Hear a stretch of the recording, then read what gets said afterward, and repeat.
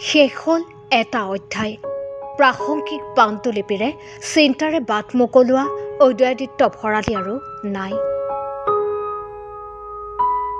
উভতি নহাৰ বাটেৰে গ'লগৈ বিশিষ্ট চিন্তাবিদ, ইতিহাসবিদ তথা অধ্যাপকগৰাকী। কাহানিও ঘূৰি নহাৰ বাটেৰে অজান মুলুকলৈ গ'লগৈ বিশিষ্ট চিন্তাবিদ, ইতিহাসবিদ তথা অধ্যাপক উদয়াদিত্য ভৰালী। যোৱা কেইবা বছৰ ধৰি দুৰাৰোগ্য কৰ্কট ৰোগত আক্ৰান্ত হৈ আছিল বিশিষ্ট চিন্তাবিদগৰাকী।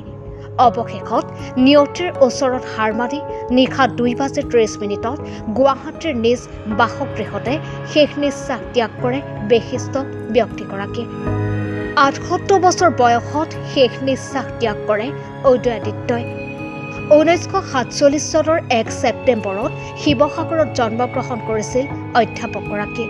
পিতৃৰ কৰ্মসূত্ৰে বহু ঠাইত ভ্ৰমণ কৰিবলগীয়া হোৱাত মংগলদৈ, ওদালগুৰি, মাজবাট, গহপুৰ, শিৱসাগৰ, গুৱাহাটী, নলবাৰী, বৰ্মা, বৰপেটাত তেওঁ বুনিয়াদী আৰু হাইস্কুলীয়া শিক্ষা গ্ৰহণ কৰে। কটন কলেজত কলেজীয়া শিক্ষা শেষ কৰি গুৱাহাটী বিশ্ববিদ্যালয়ৰ পৰা তেওঁ ইতিহাসত স্বৰ্ণ পদকসহ স্নাতকোত্তৰ ডিগ্ৰী লাভ কৰে। পৰাগ কুমাৰ দাস সতীৰ্থ মঞ্চই এইবাৰ ভৰালীক পৰাগ কুমাৰ দাস সাংবাদিক বঁটা প্ৰদান কৰে। লগতে তেওঁ 1996 চনত অসম সাহিত্য সভাৰ বিষ্ণুপ্ৰসাদ ৰাভা বঁটা লাভ কৰিছিল ভৰালীয়ে। প্ৰাচীন অসমৰ ইতিহাস সম্পৰ্কে অভিনৱ দৃষ্টি আৰু ব্যাখ্যা দিয়াৰ ক্ষেত্ৰত উদয়াদিত্য ভৰালী আছিল অদ্বিতীয়।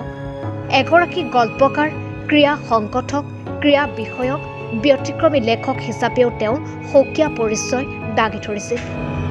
সদায় সমাজৰ স্বাৰ্থত মাত মাতি অহা উদয়াদিত্য ভৰালীৰ মৃত্যুত শোকস্তব্ধ পৰিয়ালবৰ্গৰ লগতে ৰাজ্যবাসী। তেওঁ মৃত্যুত বিভিন্ন দল সংগঠনৰ লগতে ৰাজ্যৰ মুখ্যমন্ত্ৰী হিমন্ত বিশ্ব শৰ্মা, মন্ত্ৰী ৰঞ্জিত কুমাৰ দাস, শিক্ষামন্ত্ৰী ৰণোজ পেগুৰ লগতে বিধায়ক অখিল গগৈয়ে শোক প্ৰকাশ কৰিছে। শোকস্তব্ধ পৰিয়ালবৰ্গলৈ সমবেদনা জ্ঞাপন কৰাৰ লগতে তেওঁ বিদেশী আত্মাৰ চিৰশান্তিৰ প্ৰাৰ্থনা জনাইছে সকলোৱে। News desk, nation any.